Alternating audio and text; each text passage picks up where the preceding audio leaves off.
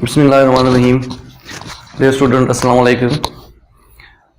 आज हम Bohr atomic model start करते हैं। उसमें जो पोस्टुलेट है वो पिछले एक वीडियो में मैं बता चुका हूँ। आज हम हाइड्रोजन एटम का जो इलेक्ट्रॉन है उसके रेडियस कैलकुलेशंस की जो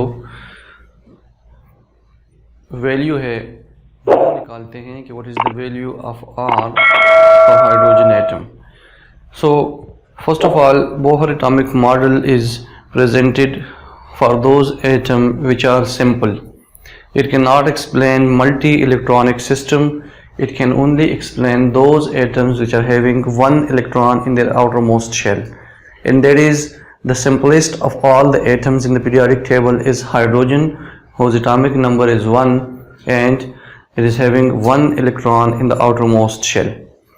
Similarly, ये हीलियम मालिक्यूल को भी एक्सप्लेन कर सकता है, लेकिन शर्त ये है कि उसका एक इलेक्ट्रॉन जो है वो लूज़ कर जाए। इट मीन्स कि He+ के फॉर्म में ये उसको भी एक्सप्लेन कर पाता है।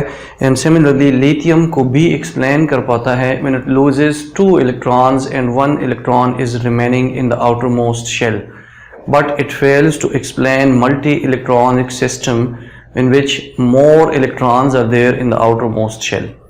सो सबसे पहले तो ये बात आप याद रख ले कि Bohr atomic model simple atom को एक्सप्लेन कर सकता है, मल्टी इलेक्ट्रॉनिक सिस्टम को एक्सप्लेन नहीं कर पाता। आज की वीडियो में हम हाइड्रोजन एटम के बारे में डिस्कस करेंगे, जिसके आउटरमोस्ट शेल में एक इलेक्ट्रॉन है एंड नंबर ऑफ प्रोटॉन्स उनके न्यूक्लियस में भी एक है। So let's suppose draw the structure of hydrogen atom. There is it is having 1 proton in the nucleus. So इस 1 प्रोटॉन की वजह से इसकी न्यूक्लियस पे Ze+ चार्ज आ जाएगा। Similarly 1 electron in the outermost shell, so उस इलेक्ट्रॉन की वजह से उस पर नेगेटिव चार्ज आ जाएगा। Now there are 2 forces when an electron is revolving around the nucleus. There are 2 forces acting on this electron. Number one is centripetal force and one is centrifugal force. Centripetal force, it is equal to the electrostatic force of attraction. It is equal to Coulombic force, and that is the attractive force between proton and electron present in hydrogen atom.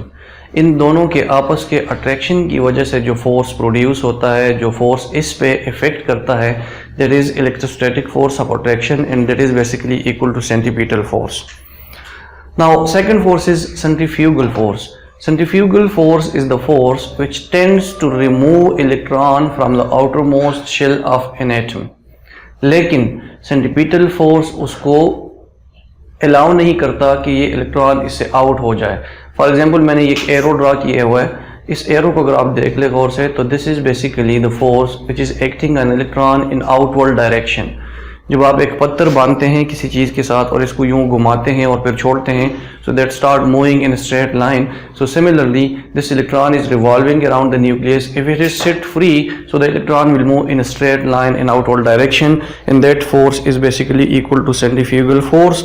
तो इन दोनों forces को हम consider करेंगे और calculation start करेंगे। So let's start the calculations. So the force which is acting on the electron in outward direction, that is equal to Fc, that is centripetal force, और centripetal force physics में शायद आपने पढ़ा होगा, that is mv² divided by r। इस equation को equation number 1 मैंने नाम दे दिया। Second force acting on electron, that is the electrostatic force of attraction between the proton and electron, which is equal to Q1 Q2 divided by r square. K is basically equal to 1 or 4 pi epsilon naught। यहाँ पे मैंने लिखा हुआ है K is equal to 1 or 4 pi epsilon naught, जहाँ पे epsilon naught को हम कहते हैं permittivity of free space। तो Q1 is equal to Ze and Q2 is equal to E. Q1 is equal to charge on proton and Q2 is equal to charge on electron। तो ये value मैंने यहाँ पे लगा दी है। So if Coulombic force is equal to Ze multiplied by E divided by 4 pi epsilon naught, K की value लगा दी, R square ऊपर रिएक्शन से ऊपर इक्वेशन से नीचे आ गया।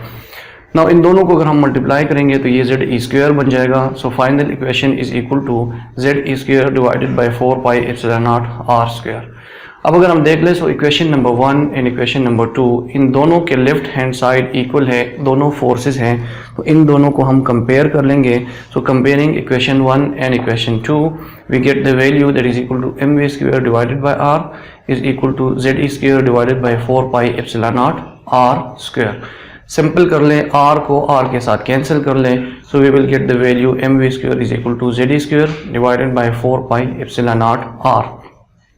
अब यहाँ से आपकी कैलकुलेशंस थोड़ी सी डिफरेंट हो जाती है. डिफरेंट बुक्स में, डिफरेंट नोट्स में आपको डिफरेंट कैलकुलेशंस मिलेगी, लेकिन मैंने एक दूसरे मेथड से किया है जहाँ पे मैंने दोनों साइड्स को m से डिवाइड कर दिया. अगर आप इस साइड को m से डिवाइड करेंगे तो m कैंसिल हो जाएगा, यहाँ पे m से डिवाइड करेंगे तो m नीचे रह जाएगा. तो इक्वेशन हमारे पास आ जाएगा इससे v square is equal to z square divided by 4 pi epsilon naught r, और चूंकि m से हमने डिवाइड कर लिया तो वो m नीचे इसके साथ रह गया और इस वाले साइड से m खत्म हो गया. Now this is equation number 3. अगर आप postulates of Bohr atomic model को स्टडी कर ले तो उसमें एक पास्टुलेट है that angular momentum of an electron is equal to m v r, then that m v r is equal to n h divided by 2 pi. दोनों side को हम स्क्वायर कर लेंगे, स्क्वेयरिंग बोथ हैंड साइड, और उसके बाद rearrange कर लेंगे, rearranging to get the value of v square. क्योंकि यहाँ पे हमने वी स्क्वायर की वैल्यू निकाली है, इस वी स्क्वायर की वैल्यू को यहाँ से पुट अप करेंगे इस इक्वेशन में, तो इसलिए हम इस पूरे इक्वेशन को दोनों साइड्स को हम स्क्वायर कर लेंगे. दोनों साइड को स्क्वायर करेंगे और रीअरेंज करेंगे तो आप वी स्क्वायर इधर रहने दें, एम स्क्वायर आर स्क्वायर को उस तरफ ले जाएं तो आपके पास इक्वेशन आ जाएगा n square h square divided by 4 pi square m square r square. ये इक्वेशन नंबर 4 हो गया. अब putting the value of v square from equation number 4 in equation number 3, यहाँ पे इसकी वैल्यू पुटअप कर ले तो ये कंप्लीट वैल्यू जो आपको नज़र आती है, ये वैल्यू आप इस वी स्क्वायर की जगह लगाएंगे तो ये इक्वेशन आपके पास आ जाएगा n square h square divide by 4 pi square m square r square, and that is equal to z square divide by 4 pi epsilon naught r m. Further इसको सिंप्लीफाई कर लें, आर एम पाई और 4 ये आपस में कैंसिल हो जाएंगे क्योंकि इस साइड पे स्क्वायर है. कैंसिल होने के बाद यहाँ से ख़त्म हो जाएंगे तो इक्वेशन सिंप्लीफाइड फॉर्म में आ जाएगा n square h square divided by pi m r is equal to z e square divided by epsilon naught. इसको दोबारा रीअरेंज करेंगे ताकि हम r की वैल्यू इसमें से निकाल सकें, क्योंकि हम रेडियस की कैलकुलेशंस कर रहे हैं तो r की वैल्यू निकालने के लिए 1 और r इस तरफ रहने दें, बाकी वैल्यूज़ को उस तरफ लेके जाएंगे तो ये इन्वर्ट हो जाएंगे, ऊपर चले जाएगी, पाई m की वैल्यू ऊपर चली जाएगी, एन स्क्वायर एच स्क्वायर नीचे आ जाएगा डिनोमिनेटर में. सो 1 और r is equal to z square divide by epsilon naught multiplied by pi m divided by n square h square. अब चूंकि ये 1 और r है, हमें सिर्फ r की वैल्यू चाहिए तो इस कंप्लीट इक्वेशन को हम इन्वर्ट कर लेंगे, उल्टा कर लेंगे, r को ऊपर ले जाएंगे. तो जब r ऊपर जाएगा तो ये वाले साइड ये epsilon not an square h square ये भी ऊपर चले जाएंगे और जेड स्क्वायर पाई m नीचे आ जाएंगे. तो वैल्यू आ जाएगी r is equal to n square divided by z multiplied by h square epsilon naught divided by e square pi m. अब ये मैंने स्क्वायर ब्रैकेट्स में क्यों लिख दिया, बिकॉज ये वैल्यू जो ब्रैकेट के अंदर है, all these values are constant values where h is equal to Planck's constant, epsilon naught is equal to permittivity of free space, E is charge on electron, pi is numerical value 22 mathematical value that is 22/7 and m is equal to mass of electron. ये सारी values जब इसमें हम लगाएंगे और calculate करेंगे तो ये कांस्टेंट वैल्यू आएगी आपके पास. इसलिए हमने इनको अलग करने के लिए आसानी के लिए ब्रैकेट्स में लिख दिया, और this constant value is equal to another constant which is called as A0. ठीक है, and the value of A0 is equal to 0.529 angstroms.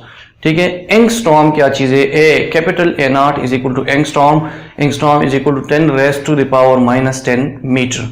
ठीक है, यूनिट है डिस्टेंस का, स्मॉल यूनिट, बहुत माइन्यूट चेंज जब आती है किसी चीज़ में, चूँकि इलेक्ट्रॉन सिस्टम जो है वो बहुत ही माइक्रोस्कोपिक लेवल पे है, इसलिए एंगस्ट्रॉम का यूनिट हम लगाएंगे. इसमें हम मीटर, सेंटीमीटर, इंचेस और इस तरह के यूनिट्स नहीं लगा सकते.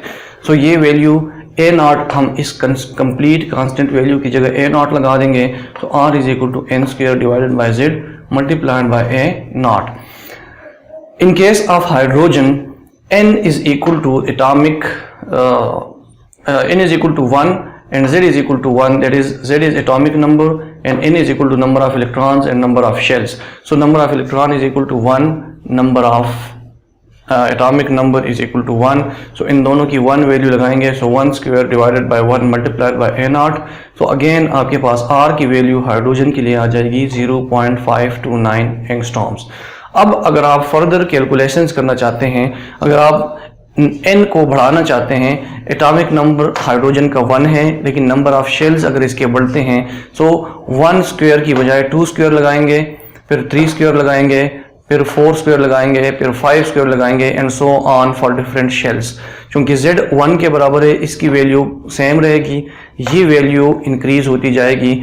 अगर आप सेकंड शेल के लिए कैलकुलेशंस करना चाहते हैं, so r2 will be equal to 0.529 multiplied by 2 square. फिर r3 will be equal to 0.529 multiplied by 3 square. r4 will be equal to 0.529 multiplied by 4 square. r5 will be equal to 0.529 multiplied by 5 square and so on. अगर आप इसकी calculations करके value निकाल दें तो इससे direct ये पता चलता है कि the value of r increases as you increase the number of shells. It means distance from the center of the nucleus increases once you are increasing the number of shells in case of hydrogen atom. जितना आप number of shells बढ़ाएंगे उतनी r की value increase होती जाएगी, आप दूर चले जाएंगे न्यूक्लियस से.